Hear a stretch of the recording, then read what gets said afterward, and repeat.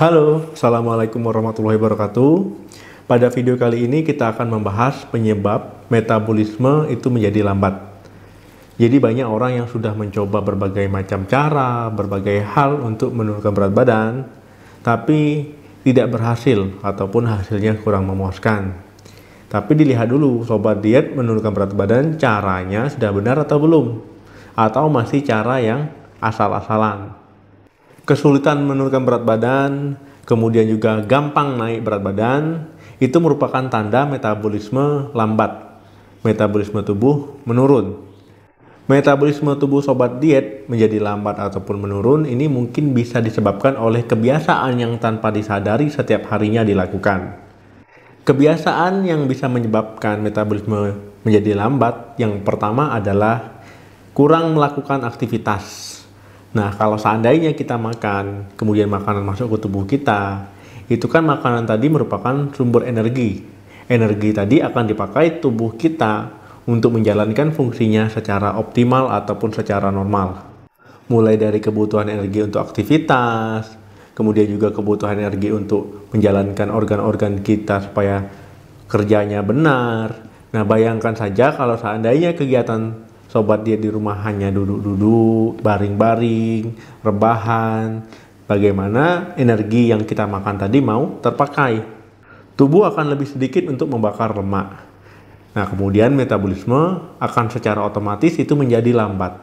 Kegiatan yang hanya duduk-duduk, kemudian baring-baring, tidak suka olahraga, ya banyak rebahan, ini metabolismenya akan melambat. Yang hanya meningkat itu kemampuan tubuh untuk menyimpan lemak lebih baik. Nah, jadi untuk membakar energinya jadi menurun ya, metabolisme menjadi lambat, kemampuan tubuh untuk menyimpan lemak itu akan menjadi lebih baik. Nah, kalau seandainya kegiatan ini terus-terusan berjalan, terus-terusan dilakukan, ya tidak heran kalau seandainya metabolisme menjadi lambat, kemampuan tubuh untuk membakar ataupun menggunakan energi itu menjadi menurun, sehingga berat badan sobat diet itu menjadi naik ataupun tumpukan lemaknya menjadi lebih banyak. Kebiasaan yang kedua adalah asupan kalori terlalu sedikit.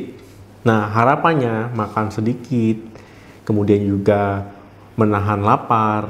Pokoknya asupan yang kita makan itu diusahakan seminimal mungkin. Mungkin sobat diet berpikir di rumah dengan cara melakukan hal tersebut itu malah cepat menurunkan berat badan. Tapi malah salah ya, pemahaman ini salah. Ini malah akan membuat tubuh sobat diet metabolismenya berjalan lebih lambat. Saya jelaskan sedikit. Saat sobat diet membatasi asupan kalori harian dari biasanya, tubuh akan menganggap sobat diet sedang kelaparan. Sehingga tubuh secara otomatis memperlambat pembakaran kalori tubuh. Ini yang terjadi ya, kalau seandainya membatasi kalori ataupun kalorinya terlalu sedikit. Saya kasih contoh, misalkan teman-teman memangkas kalori hariannya itu terlalu ekstrim. Anggap saja 1000 di bawah kebutuhan kalori minimum. Istilahnya itu di bawah basal metabolic rate. Jadi supaya tubuh bisa berjalan secara optimal itu ada batas minimumnya. Nah, kalau seandainya di bawah itu jauh, kemudian metabolisme teman-teman akan melambat. Karena tubuh menganggap teman-teman sedang kelaparan, sehingga kemampuan tubuh untuk membakar kalori menjadi lambat. Nah, kemudian anggap sajalah setelah melakukan ini 2 minggu, 3 minggu, turunlah berat badannya 4 kilo, 5 kilo, anggap saja seperti itu. Kemudian setelah turun tadi, teman-teman bosan lah ya, bosan ataupun ingin makan normal lagi. Makan normal lagi ya. Walaupun teman-teman sudah makan normal lagi seminggu, 2 minggu, 3 minggu, 4 minggu, ini metabolisme tetap akan lambat. Karena memperbaiki metabolisme yang lambat itu tidak cepat. Nah, jadi tidak heran kalau seandainya metabolisme lambat, makannya sudah normal, itu berat badan naiknya melebihi sebelum diet. Paham ya? Jadi jangan terlalu memangkas kalori harian dengan ekstrim. Itu ada aturannya, ada tahapannya. Jangan tiba-tiba tadi kalori hariannya 2500, tiba-tiba langsung 1000. Jadi tubuh ini nganggap kita kelaparan. Nah, itulah mengapa metabolisme kita turun, kemudian juga penumpukan lemak terjadi. Yang ketiga, teman-teman membatasi asupan protein. Nah, banyak orang yang sedang diet menyarankan untuk mengkonsumsi protein. Ada juga yang sedang diet malah makan sedikit sehingga asupan proteinnya tidak tercukupi ataupun juga sedikit. Nah, padahal protein ini sangat membantu untuk meningkatkan metabolisme tubuh itu sekitar 20-30% dibandingkan dengan makanan lain, karbohidrat contohnya. Nah, kalau seandainya sobat diet di rumah membatasi asupan protein, otomatis metabolisme juga bisa melambat. Di sisi lain ya, protein ini sangat penting untuk menjaga otot, massa otot, kemudian juga fungsi normal tubuh. Misalkan nih, teman-teman ya, membatasi asupan makan, kemudian metabolisme lambat jadinya ya. Nah, ini untuk meminimalkan hal itu, efek itu, nah ini tingkatkan konsumsi protein supaya untuk meminimalkan efek dari metabolisme melambat. Manfaat lain dari protein itu bisa membuat kita menjadi kenyang ya, cepat kenyang lebih lama, kemudian membantu meningkatkan kemampuan tubuh untuk membakar kalori. Nah, jadi jangan kalau diet proteinnya itu malah dibatasi, jangan ya.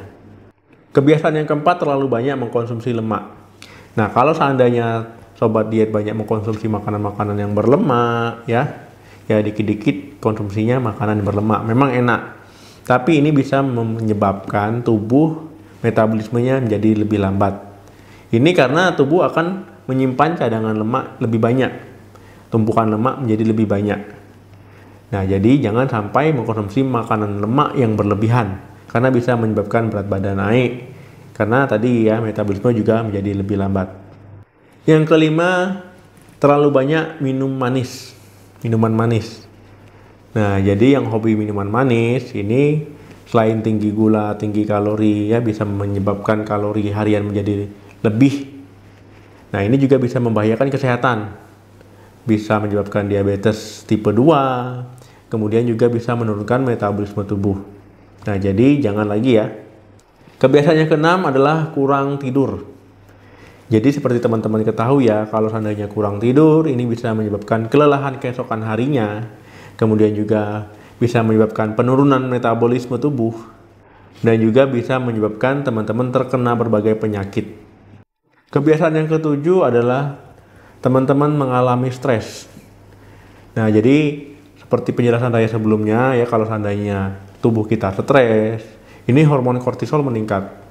Nah, ini menyebabkan nafsu makan meningkat. Kalau nafsu makan meningkat, otomatis berat badan menjadi meningkat, metabolisme jadi turun. Yang kedelapan adalah obat-obatan tertentu. Jadi kalau seandainya sobat diet mengkonsumsi obat-obatan, sebaiknya memang harus dengan resep dokter. Jangan sampai mengkonsumsi obat-obatan itu beli sendiri di apotik. Karena nanti bisa dikonsultasikan ke dokter ya, efek sampingnya apa ya, tujuan pengobatannya apa. Karena memang ada obat-obatan tertentu yang bisa menaikkan berat badan, yang menyebabkan berat badan naik. Nah, kalau seandainya memang setelah mengkonsumsi obat-obatan tersebut, teman-teman menjadi naik berat badannya, silakan konsultasikan ke dokter yang memberikan obat. Nah, nanti bisa diganti obatnya ataupun memang dialihkan ke obat yang efek sampingnya lebih ringan. Jadi jangan sampai mengkonsumsi obat-obatan tanpa resep dokter ataupun tanpa konsultasi ke dokter terlebih dahulu. Itu tadi ya pembahasan tentang kebiasaan-kebiasaan yang menyebabkan metabolisme menjadi menurun, metabolisme menjadi lambat, sehingga kemampuan tubuh untuk membakar kalori juga menurun. Nah, harapannya dengan melakukan diet, kemudian juga dengan cara-cara yang sudah dijelaskan sebelumnya, tapi kok berat badan tidak turun. Rupanya ada kebiasaan-kebiasaan yang masih sobat diet lakukan sehingga metabolismenya menjadi lambat. Dok, untuk menaikkan metabolisme bagaimana? Silakan tonton video saya tentang cara meningkatkan metabolisme ya.